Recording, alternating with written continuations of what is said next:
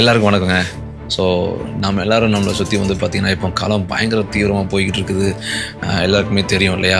So நிச்சயமாகவே நம்ம எல்லோரும் இந்த களத்தில் வந்து ரொம்ப ஜாக்கிரதையாக இருக்க வேண்டியது ரொம்ப அவசியமாக இருக்குது. களத்தில் இருக்கிற நாம் தெரிஞ்சிக்க வேண்டிய ரொம்ப முக்கியமான விஷயம், தேவ பிள்ளைகளாகிய நாம் அறிந்து கொள்ள வேண்டிய ரொம்ப முக்கியமான விஷயம் என்னன்னு பார்த்தீங்கன்னா, நீதிமொழிகள் 14:2 வந்து இப்படியாக சொல்கிறாரு, நிதானமாய் நடக்கிறவன் கர்த்தருக்கு பயப்படுகிறான்.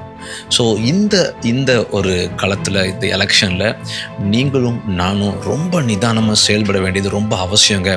அவங்க சொன்னாங்க, இவங்க சொன்னாங்க, பக்கத்து வீட்டுக்காரங்க சொன்னாங்க, என் ஃப்ரெண்ட்ஸ் சொன்னாங்க, அதனால் வந்து நான் இவங்களுக்கு வந்து எலெக்ட் பண்ணுறேன், ஓட் பண்ணுறேன் அப்படிங்கிற மாதிரியான தாட்டை விட்டுட்டு, தேவ பிள்ளைகளாகிய நாம் ரொம்ப நிதானமாக நம்முடைய வாக்குகளை பதிவு பண்ணணும். இன்னும் சொல்லப்போனால் ஆண்டவர்கிட்ட கேட்டு, ஆண்டவரை நீங்கள் என்ன விரும்புகிறீங்க, அவருடைய ஆலோசனையை கேட்டு நிதானமாய் நம்ம இந்த வாக்குகளை பதியும் போது நிச்சயமாய் சொல்ல முடியும், ஆண்டவர் யாரை நியமித்திருக்கிறாரோ அதை தம்முடைய பிள்ளைகளுக்கு வெளிப்படுத்துவார். அவர்கள் வருவார்கள், அரியணை ஏறுவார்கள், எந்த சந்தேகமும் இல்லைங்க. ஆக களத்தில் இருக்க நாம் தெரிஞ்சுக்க வேண்டிய ரொம்ப முக்கியமான ஒரு விஷயம் என்னென்னா, நிதானமாக.